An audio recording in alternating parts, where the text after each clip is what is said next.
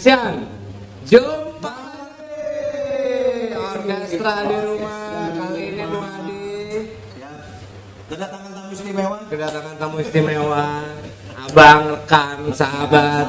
Aduh, ini tapi bukan yang tercecer. Bukan, kawan yang terpanggil hari ini. Oh, kawan yang terpanggil. Untuk menghadiri ini. Ya. Kita orkestra di rumah edisi kali ini kita kedatangan tadi di belakang ngobrol sebentar udah asik banget. Iya. Banyak banget yang bisa kita dapatkan informasi. Iya. Khususnya soal salah satu paslon. Karena beliau pendukung salah satu paslon. Langsung aja, Bung. Langsung aja kita kulik-kulik. Sebentar. Dengan abang, sahabat, abang, coba diperkenalkan diri. Pada Sahabat orkestra di rumah. Iya. Selamat malam. Rekan semua, sahabat, abang, kakak, adik. Saya Ridwan Darmawan. Ridwan Darmawan, ketum atau ketua umum Barisan Nasional Ganjar Presiden. Lebih ininya Barnas GP. Barisan Nasional Ganjar Presiden. Pranowo. Presiden. Ganjar Presiden. Artinya Jadi udah yakin. Sudah yakin. Presiden nanti. Ganjar Presiden. Ganjar Presiden. Iya, kalau nggak yakin jangan bikin.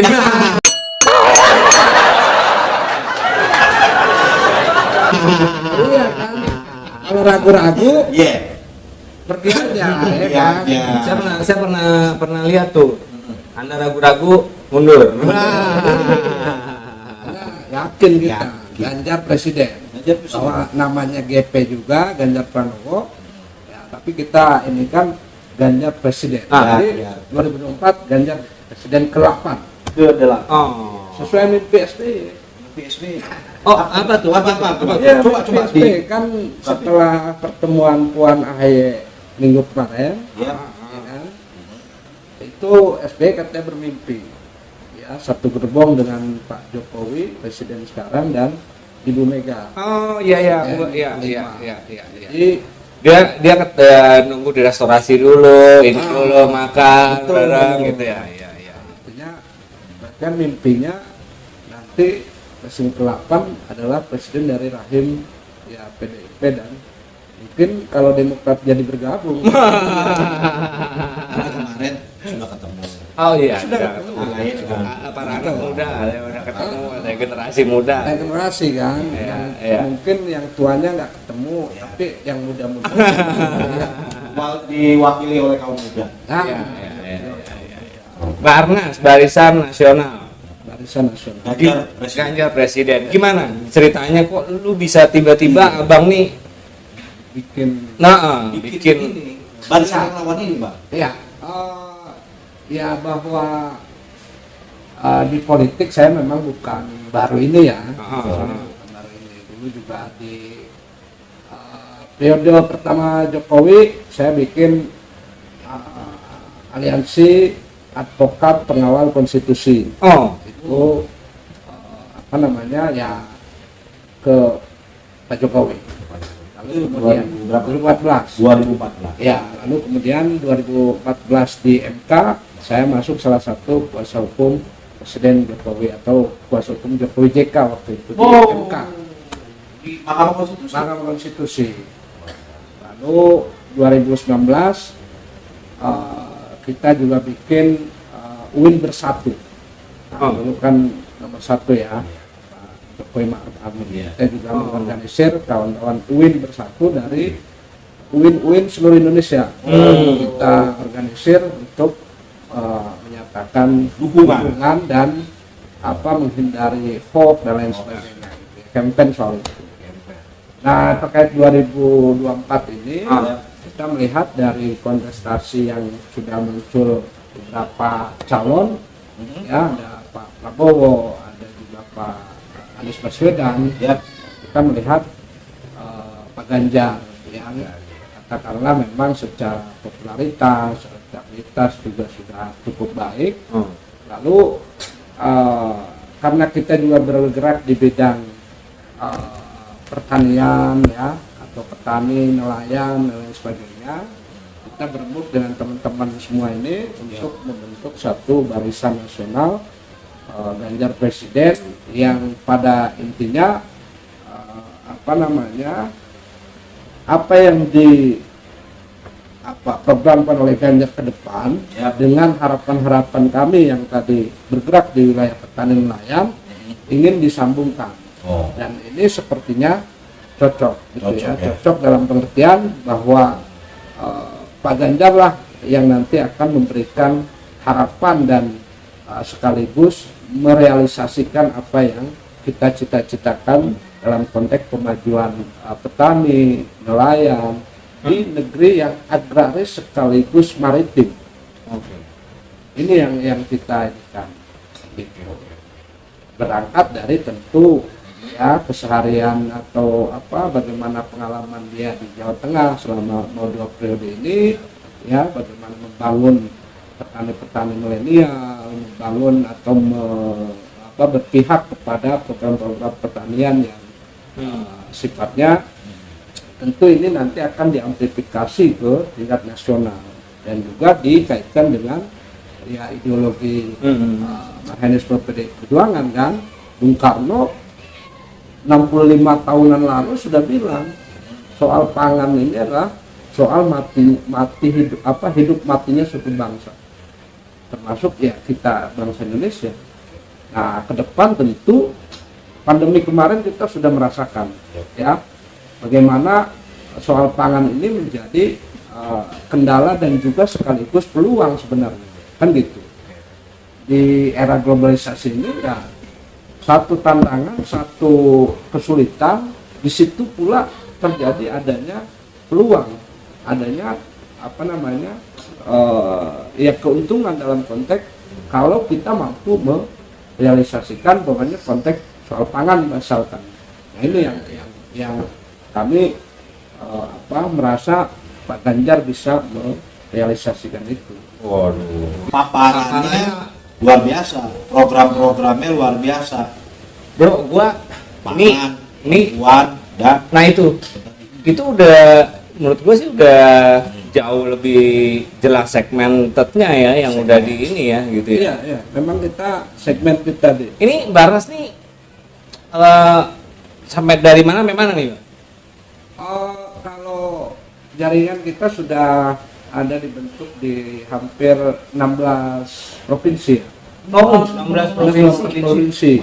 Jadi sudah menyatakan diri siap bergabung dan bahkan katakanlah membentuk KSB. Ketua Sekretaris Bendahara di masing-masing provinsi tersebut. Dan bahkan kami atau saya sudah mendapat banyak respon dari beberapa kawan aktivis dan lain sebagainya yang ingin juga bergabung di kabupaten kotanya. Ya untuk membentuk juga. Ini udah deklarasi ya? Nah kalau deklarasi secara nasional secara terbuka memang belum. Tapi agenda sedang menyusun agenda itu. Tapi kalau untuk karena sekarang ada istilah TKRPP itu ya, tim koordinasi relawan pemenangan presiden yang dibentuk oleh DPP PDI Perjuangan, kita sudah terdaftar. Sudah diverifikasi ya secara faktual juga sudah, strukturnya, kantornya semua sudah lengkap gitu ya. Tinggal memang proses pematangan ya tadi ide dan lain sebagainya yang kemudian kita ingin ngambil momentum yang pas dalam mendeklarasikan terkait soal segmented tadi ya, soal pertanian, pangan dan perempuan dan juga nelayan. Ini penting nih. Ini kita negara maritim, tapi kita banyak ketinggal dengan tetangga kita di Jepang, ada Korea, ada ini Taiwan dan lain sebagainya yang sudah mampu mengambil ceruk keuntungan dari laut itu sedemikian rupa gitu. Nah ini kita ingin juga memaksimalkan itu. Kantor di mana? Kantor di Karangtengah sementara. Karangtengah Lebak Bulus. Lebak Bulus. Oh, kantornya ada di Karangtengah Lebak Bulus, Jakarta Selatan. Jakarta Selatan. Iya. Betul. Kantornya sudah ada, Mas. Kantor sudah ada, deklarasi belum. Paling dalam waktu dekat ya. Dalam waktu dekat kita sedang agendakan. Enggak, gua sebelum ke sana gini. Ini bicara nol nih kayaknya. Iya, iya. Kita nolin lagi pemikiran. Nol ya. Menurut pandangan, nih gua alhamdulillah gitu kan, kebetulan gitu kan, bersyukur juga gua kan langsung ketemu sama ketumnya. Ya. Ngomongin Bang Ridwan nih ya. Iya, Bang Ridwan Darmawan SH. Pertanyaan bodoh gue nih, pertanyaan dasar nol gue gitu kan. Menurut lu kenapa sih relawan itu seberapa pentingnya sih? Dalam hal ya ini pemenangan presiden ini. Oke. Nah, memang terjadi perdebatan ya soal kan udah ada partai, apalagi dalam konteks pilpres ini kan domainnya partai, kan gitu. Lalu untuk apa relawan, gitu kan? Nah, bahkan ada juga yang mempertanyakan ngapain sih partai bikin satu tim koordinasi yang itu mengkanalisasi relawan, gitu kan? Nah, tetapi dalam konteks bahwa relawan ini penting adalah untuk menyasar, ya kan? Karena tidak semua orang Indonesia ini berpartai, tidak semua orang usia produktif ya dari 17 tahun ke atas ini berpartai, dan bahkan ada yang antipati terhadap partai, kan gitu. Nah, itu masuk domainnya relawan untuk masuk menyasar ya pemilih-pemilih apalagi pemula dan lain sebagainya agar juga ikut berpartisipasi dalam kontestasi pilpres ini. Nah, soal kanalisasi itu tentu untuk menyatukan gerak langkah agar tidak terjadi double campaign dan lain sebagainya, sehingga mengefektifkan, karena waktu prosesnya itu kan pendek sekali ya, 4 bulan dari bulan 10 sampai Februari itu, bahkan efektifnya mungkin 3 bulan. Nah, kalau tidak di manage secara baik oleh melalui tim koordinasi, maka bisa jadi kontestan capres dan wapres ini kebingungan kan untuk mencari mana yang belum, mana yang sudah, lalu apa yang harus diperkuat. Tadi segmented tadi umpamanya, oh petani, oh perempuan, oh ini. Nah, ini harus di manage secara baik sehingga semua tercover gitu. Ini kenapa gue nanya, bro? Buat tambahan aja sebenarnya sama orkestra di rumah juga gitu kan. Seberapa penting ya peran relawan? Karena gini, gue beberapa hari yang lalu gitu kan ngobrol gitu kan, ada dekat komplek rumah gitu kan, dia nggak tahu relawan. Maksudnya gini, pentingnya buat apaan ya, kan udah ada ini itu ya tim hore-hore doang gitu, gitu jangan sampai cheerleader gitu ya kan, makanya nanya gitu kan, lebih pertegas lagi ya. Kan kebetulan banget gini kan, kebetulan ya Pak Ridwan ini kan background hari-hari berarti advokat tuh, pengacara. Tuh, jadi Bang kalau misalnya ada yang ini bisa ngomongin Abang juga. Silakan. Ini kan bisa di deskripsi tuh, boleh tuh kalau ada ini. Kita taruh di deskripsi ya, Bang. Iya, Bang Ridwan siapa Bang, nama lengkapnya Bang? Ridwan Darmawan SHMH. MH, Master Hukum. Woi. Nah itu pentingnya ngobrol gitu kan, karena biar ini ya, Iya. jelas, clear juga, tahu lah gitu. Jadi nggak ada informasi sepotong gitu kan. Terus kedua, bro, tadi kan ngobrol ya sebentar ya. Gua nanya gitu kan, relawan terus programnya apa kan? Nah kebetulan kayaknya serunya gini, tadi pas ngobrol-ngobrol sebelum kita Iya, Bang ya. dia programnya banyak loh. Banyak. Dan gua bilang sih bagus-bagus loh, maksudnya berguna gitu buat maksudnya nyata bisa digunakan kayak tadi petani. Iya. Nah itu tadi cerita sedikit nih orkestra di rumah. Beliau ini ada anggotanya yang punya teknologi pertanian. Betul. Yang bisa dipakai memang nyata buat para petani dan untuk mesejahterakan petani ya. Iya. Bisa cerita sedikit Bang, teknologinya apa atau gimana? Memang ini teknologi yang justru sangat ditunggu-tunggu. Oke. karena kan Kirain film doang ditunggu.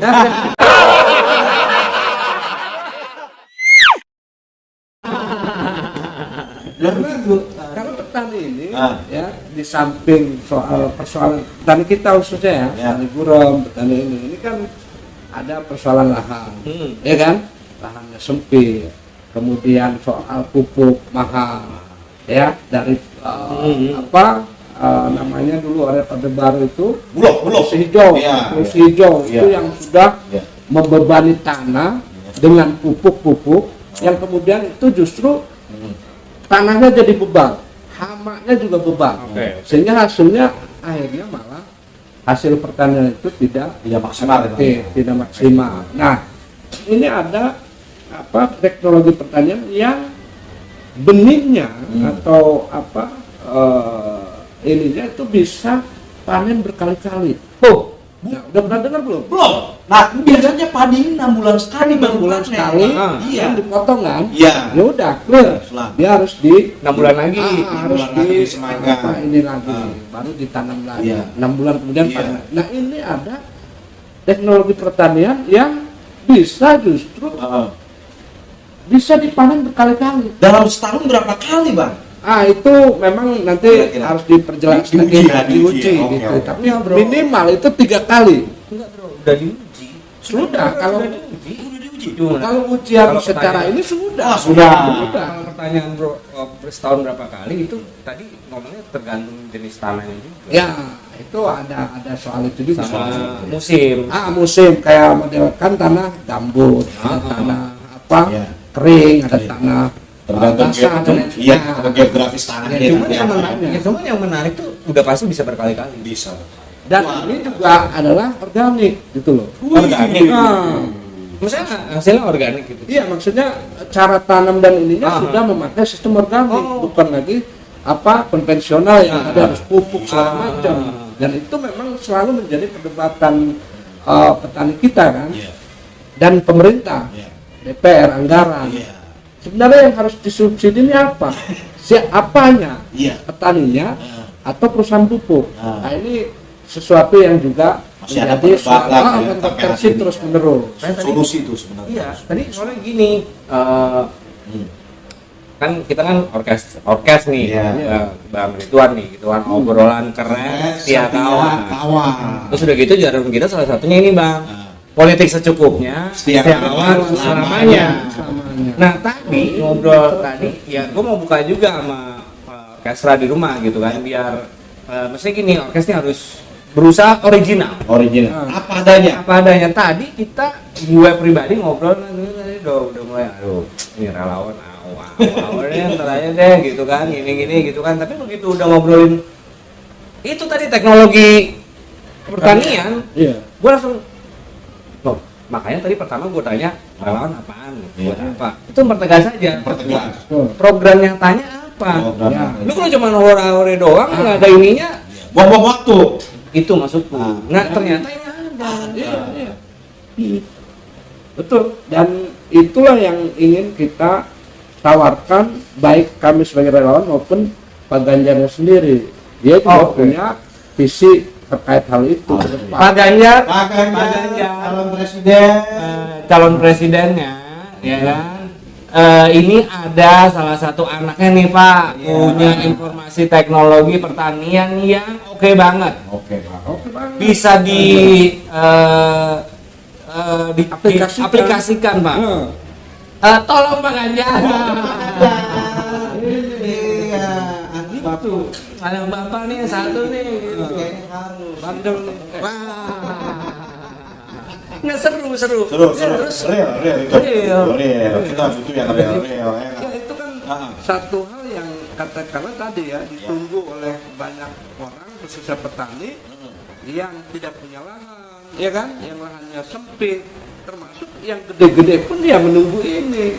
Nah, ada lagi kan rekayasa genetika. Rekayasa genetika. Waduh. Ini rekayasa genetika itu sesuatu yang dari luar, ya, yang ingin diaplikasikan karena itu soal juga maksimalisasi panennya akan bertambah. Tetapi itu banyak ditentang oleh kalangan petani. Alasannya, Bang? Karena itu masih memakai sistem reboisasi atau apa namanya, sistem revolusi hijau yang banyak menginput kimia-kimiawi ya, yang itu kemudian akan berakibat pada lingkungannya ya. Secara ekologis tidak bagus. Nah, oke, itu udah sepertanian tuh ada tuh satu, itu nyata tuh. Nelayan, Bang. Kalau nelayan tentu beberapa yang menjadi isu atau konsen kita kan soal wilayah tangkap nelayan yang makin hari terhimpit juga kan dengan operasi-operasi korporasi di wilayah pulau-pulau kecil dan perairan pesisir gitu kan. Nah ini kita ingin highlight bahwa nelayan tradisional gitu kan dan nelayan atau pengusaha di bidang perikanan atau nelayan harusnya berkolaborasi gitu loh. Jangan juga kemudian saling menegasikan. Ya kan dulu ada konflik jaring pukat dan lain sebagainya gitu kan. Yang itu meminggirkan nelayan kecil tradisional. Bahkan ini kan sudah menjadi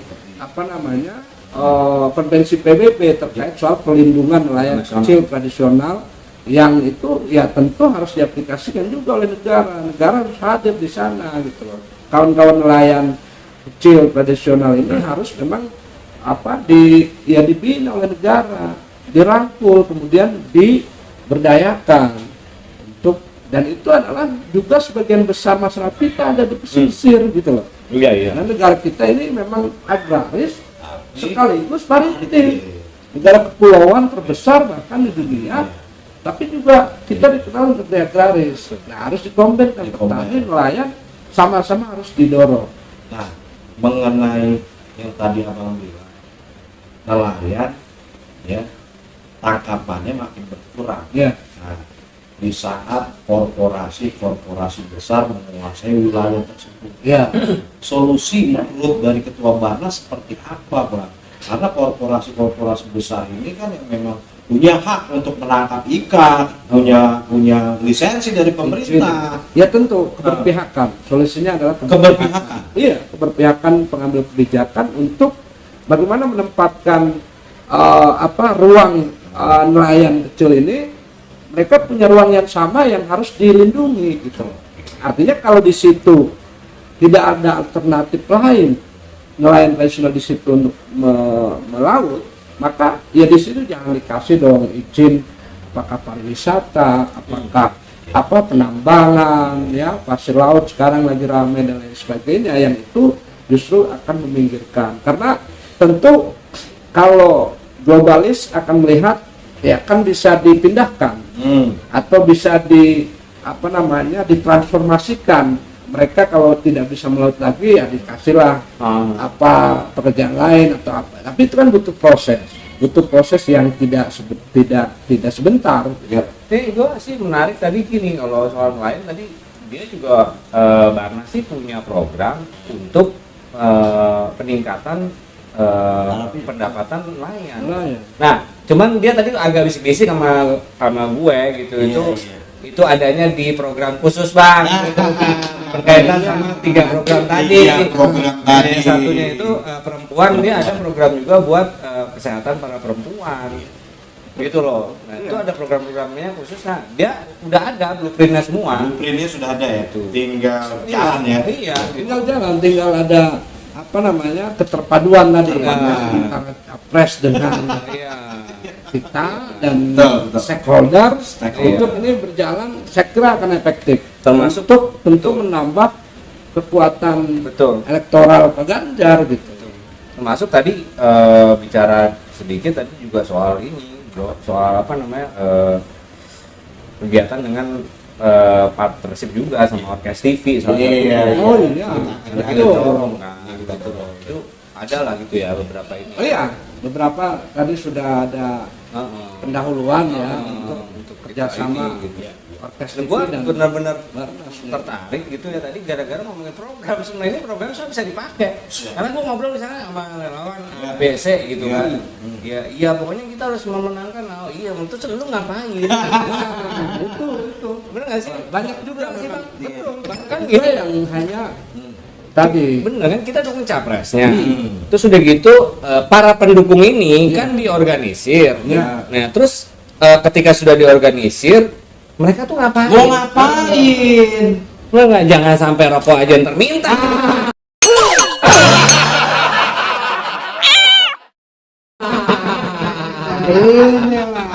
Iya dong. Bang, rokok dulu bang. Ayo bang.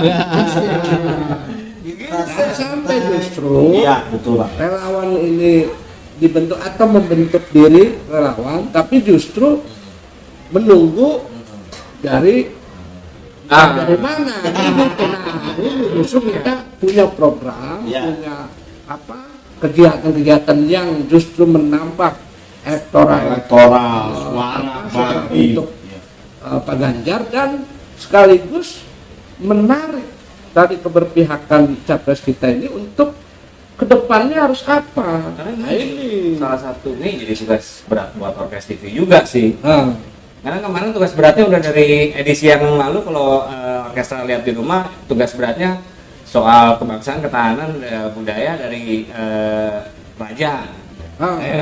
Jadi sekarang benar dari people gitu, dari relawan gitu, dari grassroots ya, akar dari rumput yang ya. tapi benar, karena gini paradigma relawan ya. Barnas nggak mau sama. Nah, gue nangkapnya agak ininya di situ, misalnya kliknya di situ gitu. Karena gini, kan kita dukung nih, ya capres, sosok, tokoh. betul.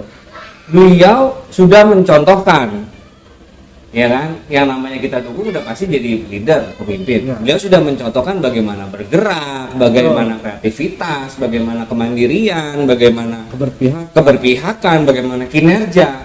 Itu kan harus transportasi benar kepada para pendukungnya dong. Iya, harus Benar nggak? harus disampaikan. Benar nggak? Pendukung apa? Ya kan? Dan kan udah jadi rakyat harus tahu. satu, rakyat harus tahu. Iya. Kedua kan sudah jadi contoh. Betul. Nah, ketika sudah jadi contoh, si pendukung ini mencontoh atau tidak? Oh iya dong. Iya dong. Mencontoh dan juga menjadi contoh juga. Nah, kan begitu kan? Untuk para pemilih. Iya, jangan kadang-kadang kan banyak gapnya gini, Bos. Nah, Kenapa bilang kan ini sesuai sama waktu itu kita ngobrol juga tuh yang sama Bung Tris, Ya. ya kan? Relawan, Ya. kondisi politik Ya. 2024, bla bla. Terus kita ngapain, di mana, apa? nah, Kan gitu. Nah kalau ini aja kita nggak bener, betul. iya kan? Melihatnya benar. tidak benar, ini yang nggak benar ya. Jadinya cuman, Tadi cocok jadi cheerleader tadi. Cheerleader. Iya kan? Hanya ya kayak penonton lah ya, Iya. apa supporter Iya, gitu iya. kan. Iya. Kalau penonton sinetron kadang suka nangis juga. Kan akhirnya di rumahnya Berantem. Iya gara-gara tokonya lagi ngapain gitu kan gitu. padahal kan sesuai ini orkes TV. Itu dia. Secukupnya. Setia kawan selamanya. Nah, rasa-rasa setia kawan itu kan ejawantanya harus pakai program yang positif loh. Ya. Nah, iya. Nah, Iya nggak? Lu Lu ngomong justru kontraproduktif. lu ngomong setia kawan gitu kan, terus ngapain gitu kan? Siapa? Berbuat apa? Dan bahkan kan ada juga yang bilang relawan ini katanya relawan setia kawan atau apa rela sukarela gitu kan, tapi ternyata ujungnya ada jabatan ngejar ini itu segala macam gitu kan. Nah itu mungkin satu hal yang apa namanya ya itu fakta, ada juga fakta seperti itu kan.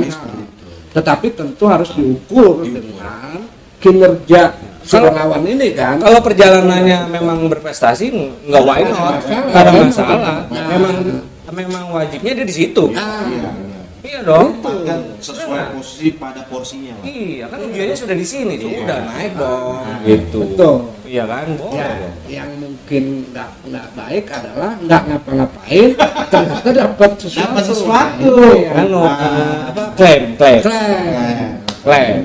Ini yang nggak boleh gitu. Iya nggak. Nah, Seru ya. Saya nggak mau seperti itu. Nggak mau. Kita Abang- memang ingin membangun satu gagasan, ide ini sekaligus adalah aplikasinya, bukan hanya sekedar ngawang-ngawang. Iya, betul.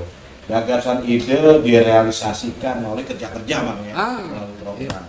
Bang, balik nih Ah. ke toko Pak Ganjar, Ya, ya kan? Gue kalau nanya kebaikan pasti banyak. banyak. Kekurangan yang harus Pak Ganjar perbaiki menurut abang apa? Kekurangan Ganjar Yang Pranowo harus- Bang. Menurut abang dari sisi pribadi abang lah melihat sosok Ganjar ini seperti apa? Karena kalau bicara kebaikan baik semua. Karena Kekurangan. saya ini relawan Ganjar, Yap. ya, maka hampir tidak melihat kekurangan. Kekurangannya. Padahal gue abis ini mau nanya kelebihan. Kita balik. Kekurangannya Ya, dulu, Bang. tapi Iya. tentu kan mungkin apa namanya, kalau dari segi prestasi katakanlah ya, Ya. memang tidak ada banyak suara yang mengatakan enggak menonjol kok Ganjar gitu kan. Iya kan, enggak menonjol kok prestasi dan lain sebagainya dibandingkan Anies sama gubernur kemarin gitu kan, atau dibandingkan siapa. Tetapi mungkin itu sesuatu yang saya kira memang perbandingannya kan harus apple to apple ya, harus sama sebenarnya. Nah, beda mulanya kalau waktu itu Jokowi gitu kan, Solo kota kecil, dia bisa melahirkan satu momen memindahkan pedagang dengan sekian kali. Nah, itu sesuatu yang memang bisa disorot dengan.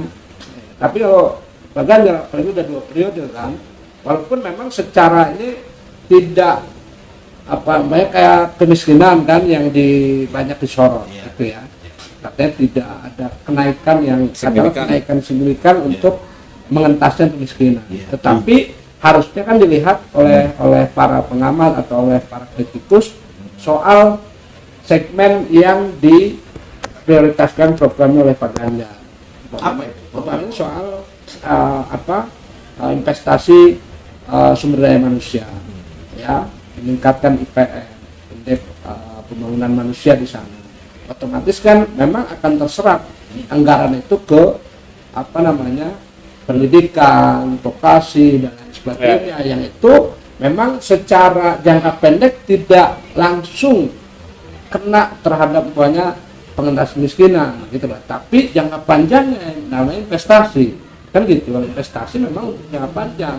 Sumber daya manusia Jawa Tengah cukup relate dengan konteks masa depan kita yang sangat digital gitu kan, kekinian dan lain sebagainya. Nah, itu. Tapi kalau soal itu kita udah pernah bahas juga sih. Nggak relevan kalau dibandingin Jakarta sama Ya, apalagi dengan konteks anggaran Jakarta yang begitu besar kan, dengan melekat ibu kota di sana itu sangat beda.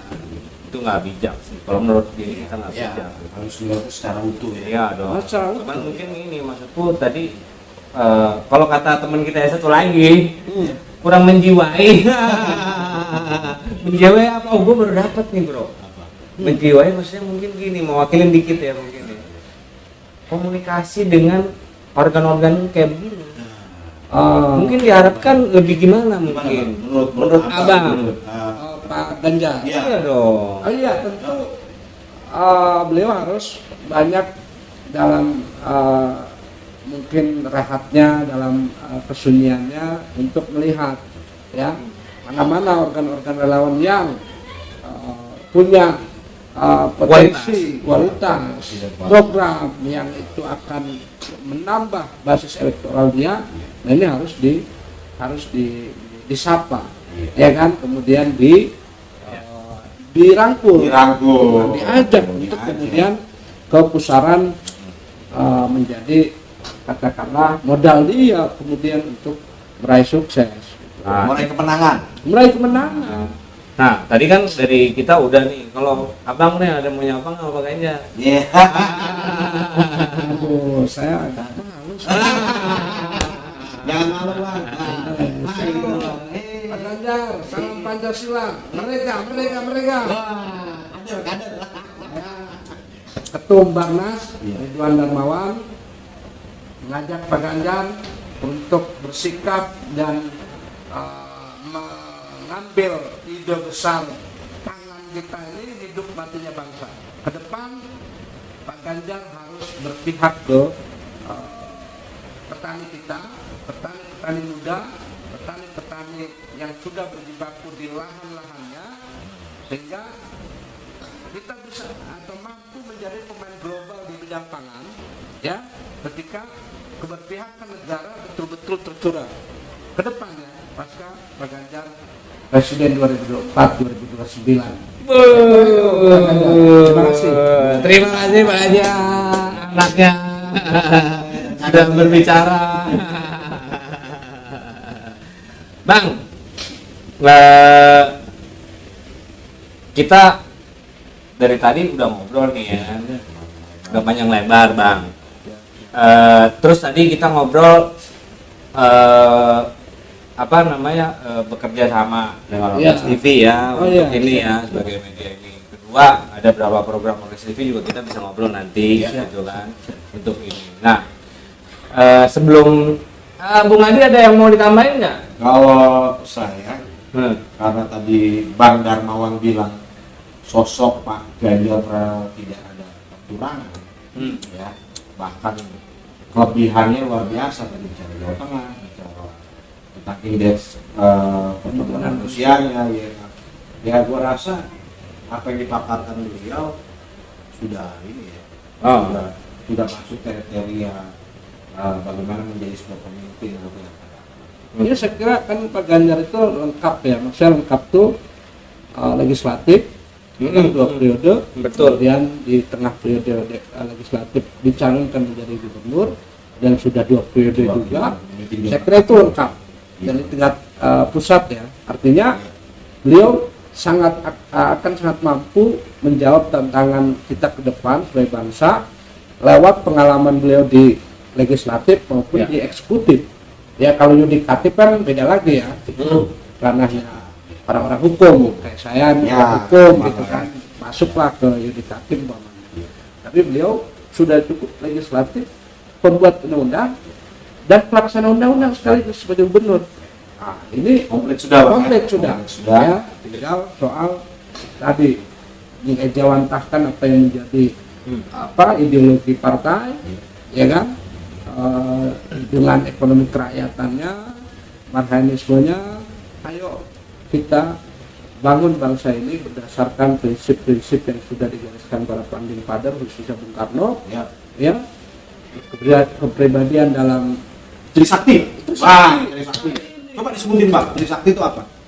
Trisakti ini kan satu konsep Bung Karno yang dalam satu kesatuan, ya kan, berdaulat dalam politik. Tentu kita harus berdaulat, tidak boleh diintervensi seenak oleh negara lain, kan gitu. Sama halnya kita juga tidak bisa mengintervensi negara lain seenaknya, berdaulat, gitu kan. Kemudian berdikari dalam bidang ekonomi.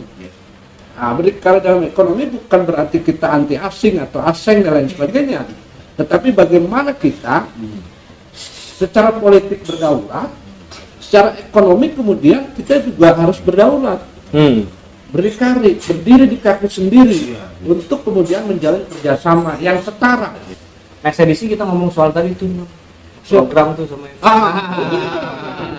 Kita nanti melakukan ekonomi kerakyatan, pelaku ekonomi petani milenial, ya, pelaku urban farming, yang itu justru sebenarnya kalau ditekuni dan diberikan keberpihakan oleh negara, ini menguntungkan sekali, gitu ya, lahan sempit, tapi bisa menghasilkan dari ikannya, kalau aquaponik itu kan, ikan, kemudian berspekulasi menjadi pupuk untuk tanaman sayur atau bahkan buah-buahan dan sebagainya. Nah itu ini menarik sekali, gitu ya.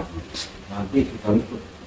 Iya, bisa kita liput ke lapangan atau kita undang sini nanti para pelaku. Karena kita butuh orang-orang yang punya ide besar Bang untuk kebaikan ini. Betul. Kan ini kan biar kata ini juga, maksudnya gini, biar orkes nih kalau nampilin itu memang ada buktinya juga. Jadi saya tadi itu Bang, balik lagi, relawan yang nggak sekedar relawan doang, tapi relawan yang punya makna gitu loh. Benar nggak sih? Iya, dan tidak ngawang apa lewat, tapi dengan pelaku utamanya kadang nggak nyambung gitu kan, bahkan nggak tersampaikan apa yang harusnya disampaikan ke publik, motivasi, kemudian apa ini menular kepada generasi muda, ya kan? Ini yang karena bangsa Indonesia akan mengalami surplus demografis yang menjadi utama ke depan menjadi sebuah keuntungan nanti. Bukan hanya akan, Bang, kita sedang mengalami namanya bonus demografi.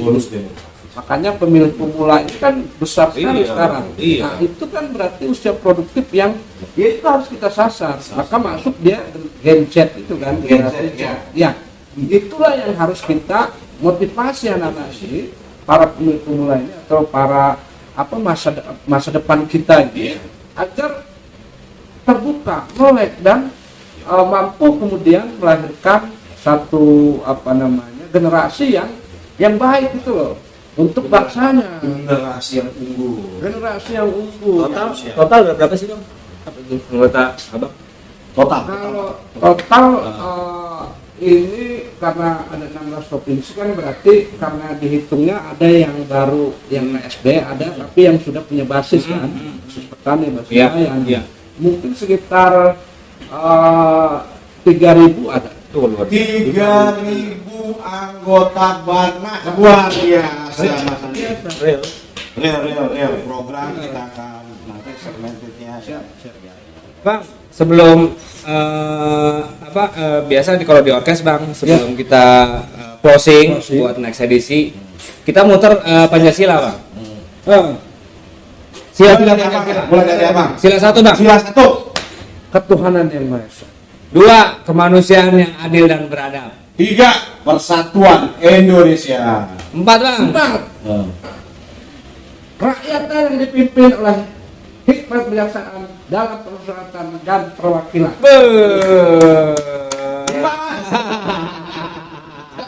Keadilan sosial bagi seluruh rakyat Indonesia. Terima kasih. Assalamualaikum. Waalaikumsalam.